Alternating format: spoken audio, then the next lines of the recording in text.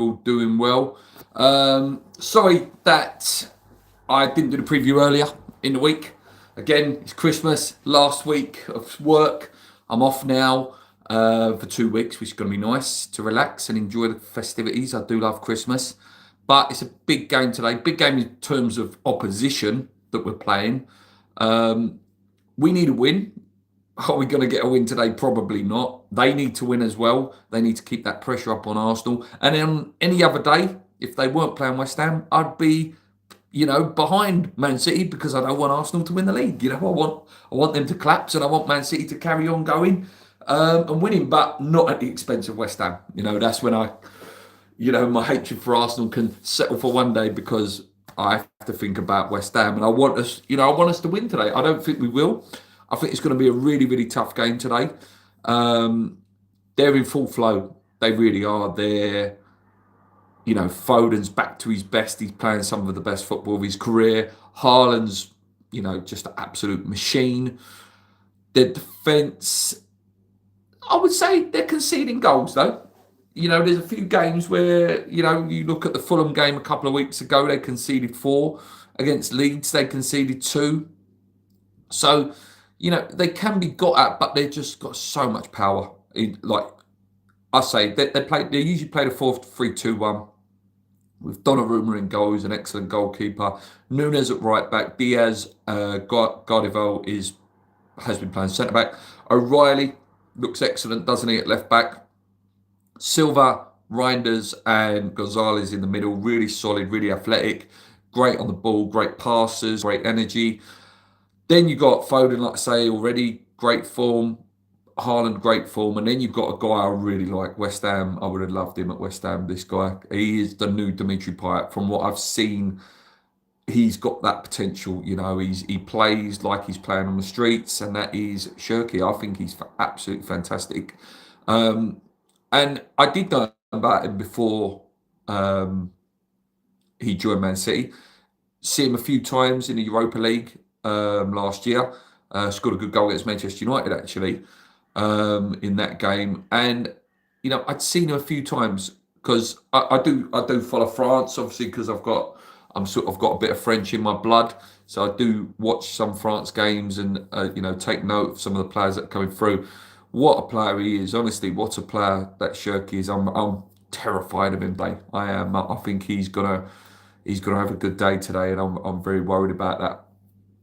Like I say, though, they can be got at the goal. You can score against them, but I think at the moment Pep's playing a slightly different style. It's not as bore you to death with passing what it used to be. It's a bit more direct, and that's what's leaving them open. They're not as solid as what they had been maybe previous seasons.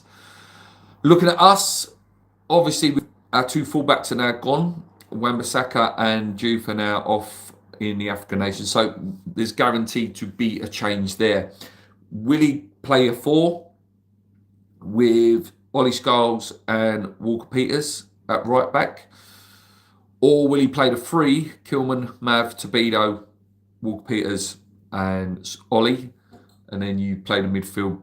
I would personally play the midfield of Pot. If he's going to play a 5, I would play Magassa and Potts, Fernandez at the top, probably like we did the other day with Somerville and Bowen up front, or Wilson and Bowen up front.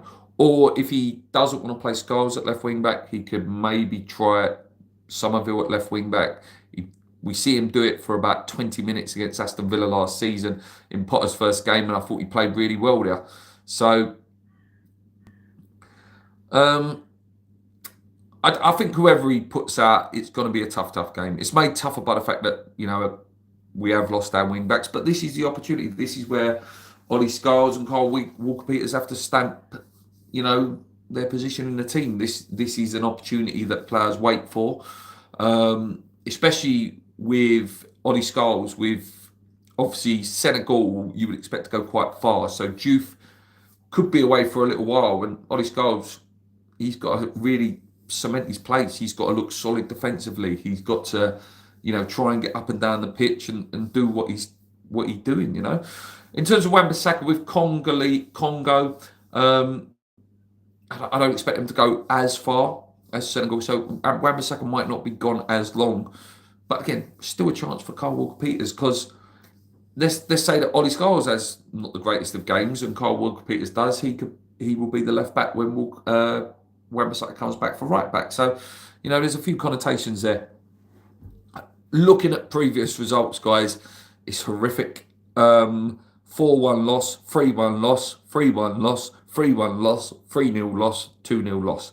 In the last 6 games against Manchester City, the aggregate score is 18-4 to them.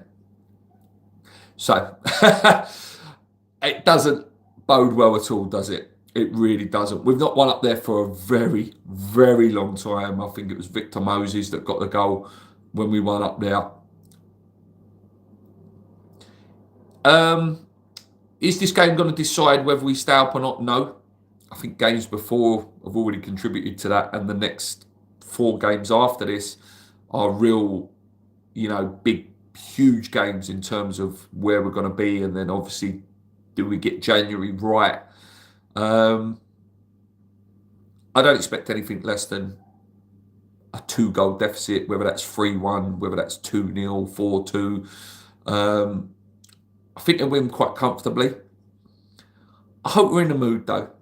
I say that every week, I can take a loss against big boys. I can take a loss against the big boys if we've, give 100%, and it's just that they're a better team. They're a lot better expensive team with better players, and you just get beat for that reason. I can take that.